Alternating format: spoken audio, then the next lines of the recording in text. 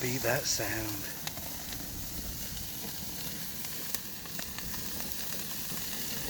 That's the sound of good eating.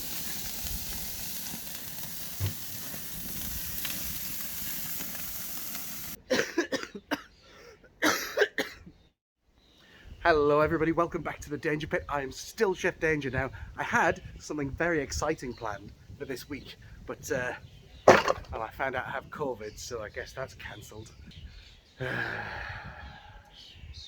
So I've got all these chicken thighs, and I don't really want them to go to waste, so I figured I could use today to show you guys just the best jerk chicken that you could possibly make, hands down. Come inside, let's show you how they're done. So grab yourself your chicken thighs. All you need to do is just cut off any excess skin that you've got of them. We still want the skin on because we want them to go nice and crispy. And then using the blade of the knife, very carefully roll it against the bone that runs down the centre of their thighs. And that bone will lift right out. Easy peasy. People make a huge deal over deboning chicken thighs. It's really straightforward with a bit of practice.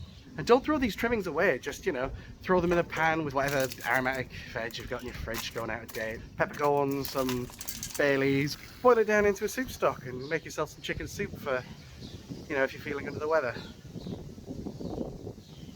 Anyway, now I always make a big point about I never use anybody else's pre-made sauce or pre-made rubs, except if you've ever had any Caribbean friends and you've asked them for a jerk chicken recipe and they've laughed in your face, gone to their pantry and handed you a bottle of Dunn's River jerk paste, this is the authentic jerk paste. I have never had jerk chicken tastier than jerk chicken made from Dunn River pre-made jerk paste.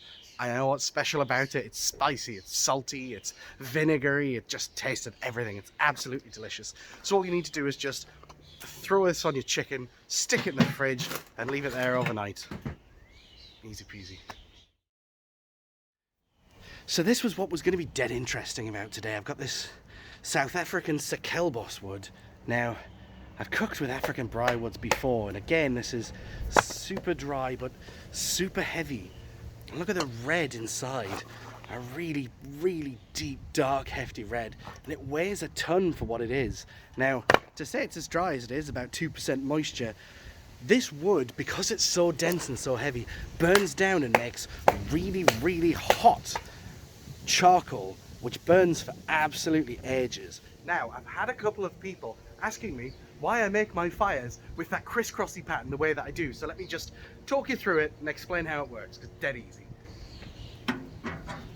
Now consider the fire triangle. We need heat, oxygen and fuel in order to make a fire burn. So I'm going to lay down two splits, and this is going to be my base. I'm going to lay them down on my Toronto click here. And now I'm going to take a handful of old just delivery napkins. I'm going to douse them in kitchen oil and I'm going to roll them up, and this is going to make a wick. Now I'm going to build an alternating lattice with the rest of my wood splits and then weave the wick into this lattice. So when I light the wick, the heat from the wick burning will cause the wood around it to ignite, and because heat rises and we've built a tower, all the wood is going to burn at roughly the same time as that heat rises.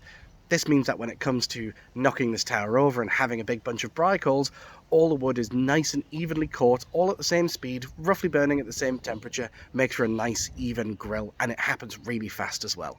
I like doing this on my Toronto click because it's full of air holes and it's a nice, easy, wide space to work with. Now at a glance, fire is just about ready to go, but I'm going to share with you a little trick my dad taught us when I was a kid. You like this? You don't just season our food, we season the fire. Throw a handful of onions, or in this case, shallots. Oh, lost that one forever. A handful of shallots on the fire.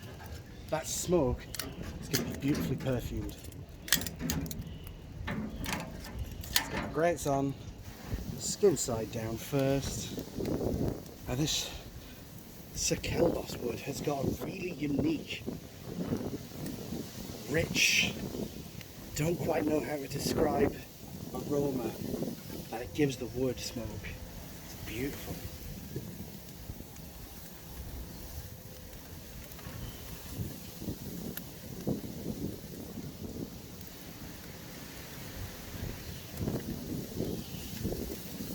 Just like that. Now if all's gone to plan, first little flick of these, and they should be slightly burnt. Yes, yes. Jerk chicken is only good when it's ever so slightly burnt. Yes, that is perfect looking.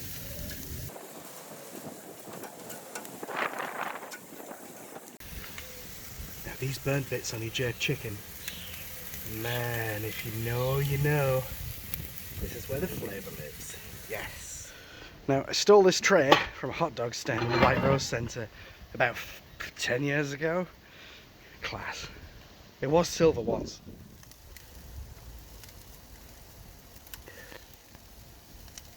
And then just gonna take these guys, make sure they're above 75 degrees. These guys are done. Let's get these off. Before we do though, last little secret for the day, Mexican elbow. Get yourself some lemon juice. This isn't very traditional, but I like a bunch of coriander.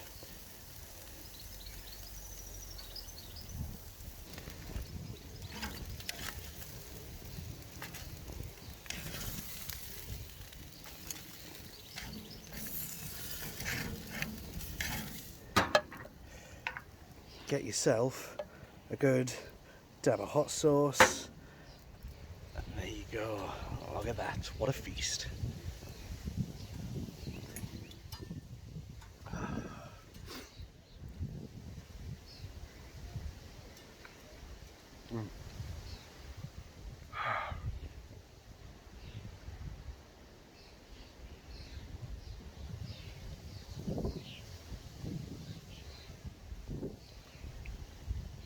Better than any jerk chicken I've ever had in a restaurant, ever made by hand.